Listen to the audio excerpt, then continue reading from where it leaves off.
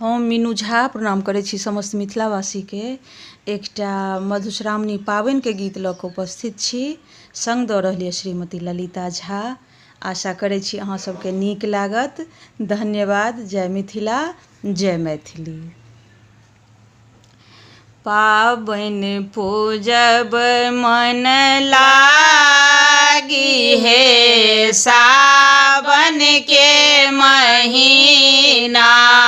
पाबनि पूजब मन लागी हे सावन के महीना।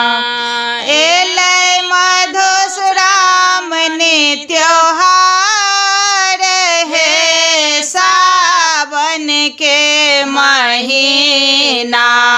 पाबनि पूजब मन लागे हे सावन के महीना।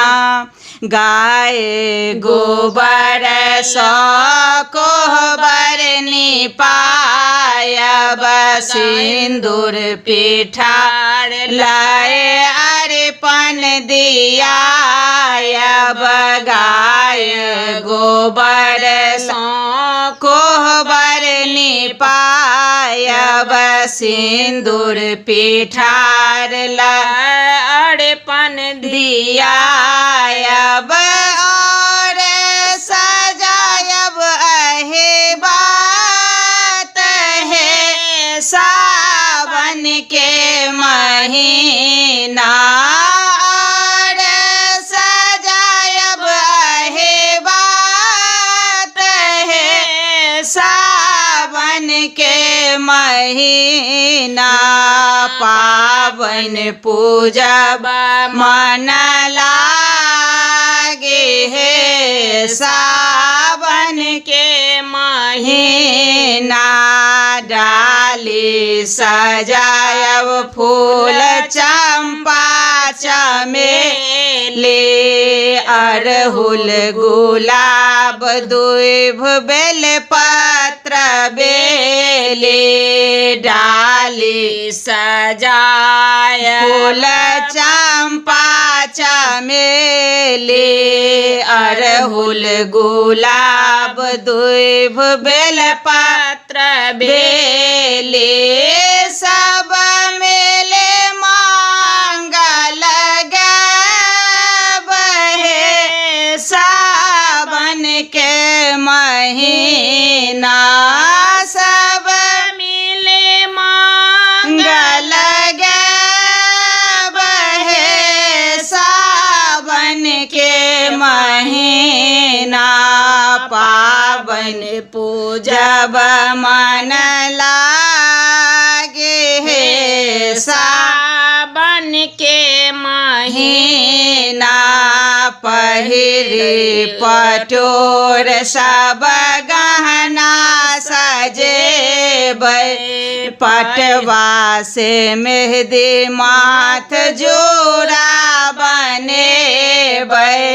पहिरे पटोर सब गहना सजेबै पटवा से मेहंदी माथ जोड़ा सजेबै।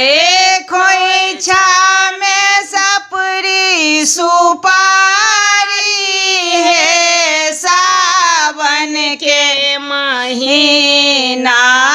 खोइछा में सपरी सुपारी हे सावन के महीना।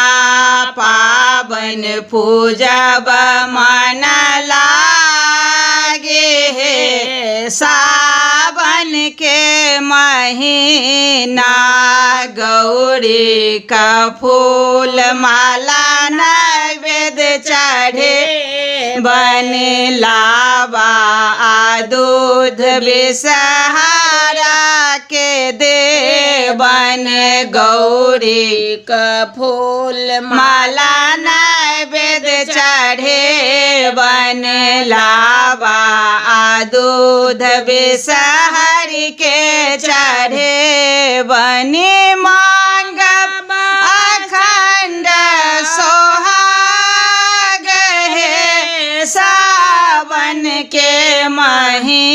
महीना मांगब अखंड सोहाग हे सावन के महीना पावन पूजब मन लागे हे सावन के महीना 15 रंग के बिसहर बनायब चानन कुसुम सिंदूर से सजायब 15 रंग के बिसहर बनायब चानन कुसुम सिंदूर से सजायब पान सुपारी दई पान हे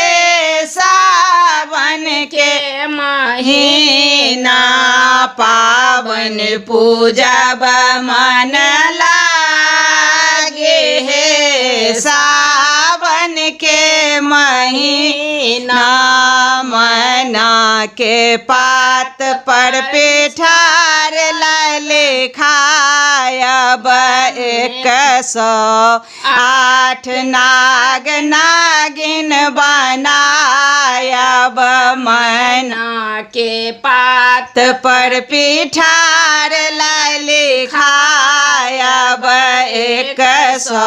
108 नाग नागिन बनायब और बनायब नागराज हे सावन के महीना पावन पूजब मन लागी हे सावन के महीना बीनी सुनब और कथा पिहानी बीनी सुनब और कथा पिहानी बिसहर जन्म सो राजा सागरक कहानी बिसहर जन्म सो राजा सागरक कहानी मांगब नैहर ससुर परिवार हे सावन के महीना पावन पूजब मन लागे हे सावन के महीना गौरी गणेश अखंड सौभाग्य देथिन धन भव बिसहर शिव जी देथिन सब मिली करो जय जयकार हे सावन के महीना पावन पूजब मन लागे हे सावन के महीना।